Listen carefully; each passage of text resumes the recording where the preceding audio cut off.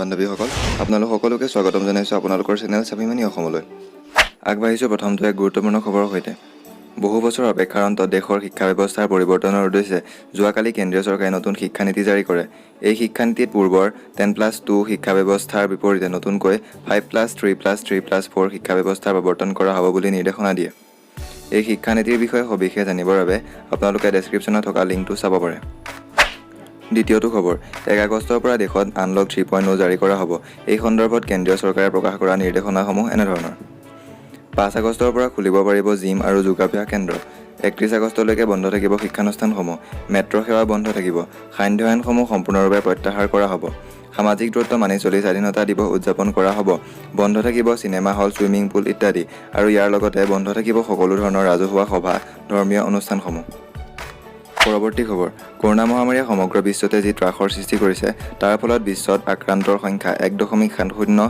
কোটি পাৰ হোৱাৰ লগতে 6.64 লাখতকৈ অধিক লোকে প্ৰাণ হেৰুৱাইছে 45 লাখতকৈ অধিক আক্ৰান্তৰ সংখ্যাৰে আমেৰিকা প্ৰথম স্থানত আছে যদিও ভাৰতে আমেৰিকাক অতিক্ৰম কৰিব বুলি ধাৰণা কৰা হৈছে কিয়নো ভাৰতত বিগত 24 ঘণ্টাত নতুনকৈ 52,123 জন আক্ৰান্ত হৈছে বৰ্তমানলৈকে 24 ঘণ্টাৰ ভিতৰত 50,000 পাৰ হোৱা এয়াই প্ৰথম সেয়ে সকলোৱে নিজৰ সাৱধানতা অৱলম্বন কৰা নিতান্তই প্ৰয়োজন 30 আগষ্টৰ পৰা অনুষ্ঠিত কৰা হ'ব অসম বিধানসভাৰ অধিৱেশন কিন্তু এইবাৰ কিছু সুকীয়াকৈ পালন কৰা হ'ব এই অধিৱেশন সামাজিক দূৰত্বৰ নিয়মসমূহ মানি চলি কোনেও কাৰো কানে কানে কথা ক'ব নোৱাৰিব আৰু হেঁচা ঠেলা কৰিব নোৱাৰিব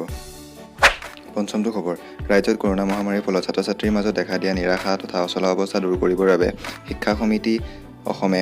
বিভিন্ন প্ৰতিযোগিতাৰ আয়োজন কৰিছে আজি 30 তাৰিখে শংকৰদেৱ শিশু বিদ্যা নিকেতনসমূহত ইয়াৰ দ্বাৰা এক অনলাইন সংস্কৃত গীতৰ প্ৰতিযোগিতা আয়োজন কৰা হৈছে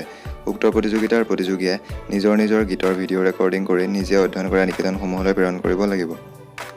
আহিছোঁ আন্তঃৰাষ্ট্ৰীয় খবৰলৈ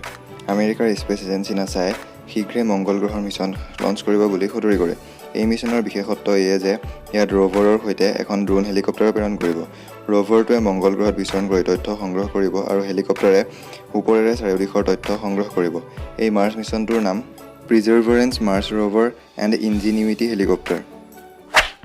আহিছোঁ আজিৰ দিনটোৰ শেষৰটো খবৰলৈ ছেমছাঙে গেলেক্সি M31s নামেৰে এক নতুন মোবাইল ফোন আজি ভাৰতত লঞ্চ কৰিব তথ্যমতে মোবাইলটোত 6000 mAhৰ বেটাৰীৰ লগতে 64 মেগাপিক্সেল কোৱাড কেমেৰা অন্তৰ্ভুক্ত কৰা হৈছে